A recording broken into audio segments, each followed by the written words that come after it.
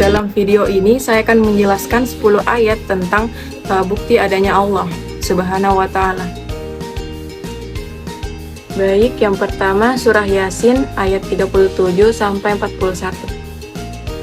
A'udzubillahi minasyaitonirrajim. Bismillahirrahmanirrahim.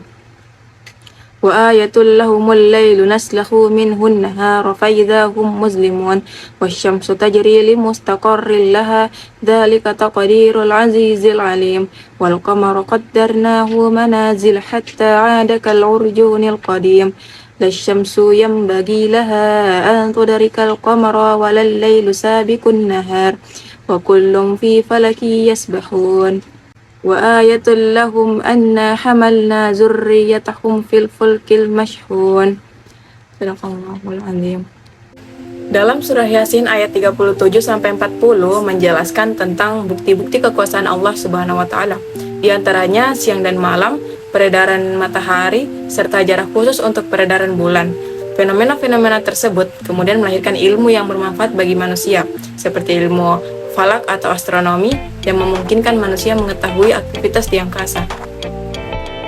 Pada ayat 37 ini, Allah menjelaskan tanda-tanda lain bagi manusia untuk menunjukkan keesaannya dan kekuasaannya dalam membangkitkan manusia, yaitu malam yang memisahkan antara siangnya yang telah berlalu darinya. Maka, jika telah datang gelap, maka akan datang pula terang. Maha suci Allah yang menciptakan manusia yang berpasang-pasangan. Pada ayat 38, di sini Allah membuktikan keesaannya, yaitu matahari yang beredar dalam orbit yang Allah ketahui kadarnya tanpa bisa dilampauinya.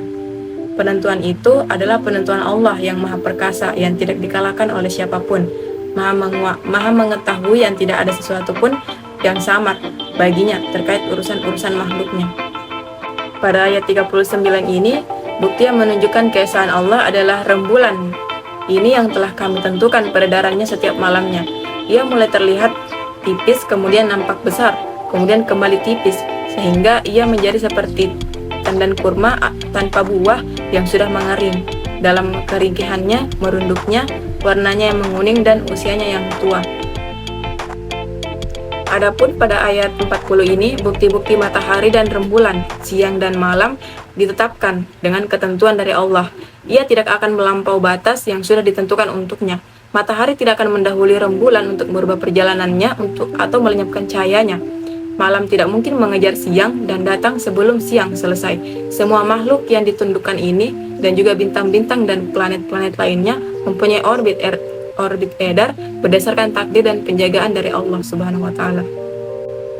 Dan pada ayat 41 ini, di antara bukti bagi mereka tentang keesaan Allah dan pemberian nikmat kepada hambanya adalah bahwa kami mengangkut orang-orang yang selamat dari banjir besar dari anak cucu Adam pada masa Nuh di dalam bahtera yang syarat dengan makhluk-makhluk Allah.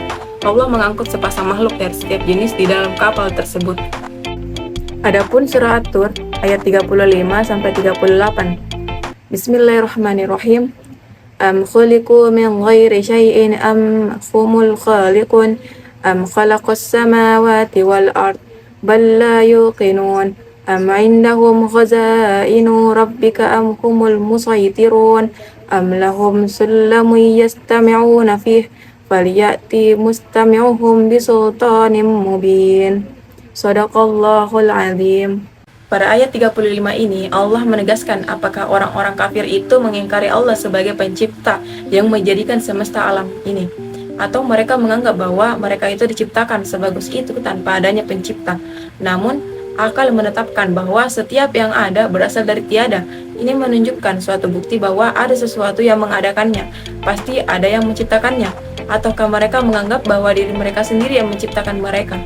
Anggapan mereka seperti ini tentulah bertentangan dengan akal yang sehat, sebab setiap sesuatu itu harus ada yang menyebabkan adanya dan yang mengadakannya.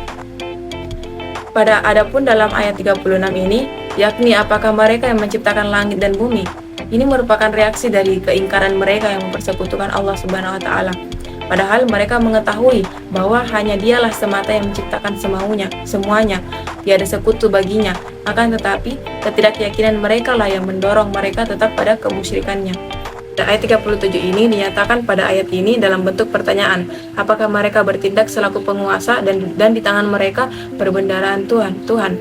Kemudian mereka menganugerahkan jabatan kenabian kepada siapa yang mereka kehendaki dan memilih orang-orang yang mereka senangi. Ataukah mereka itu orang-orang yang berkuasa sehingga mereka mengatur urusan alam semesta. Kemudian mereka menjadikan sesuatu atas kehendak dan kemauan mereka. Kenyataannya tidak demikian, akan tetapi Allah yang Maha Kuasa yang mengatur dan menjadikan semuanya yang dikehendakinya.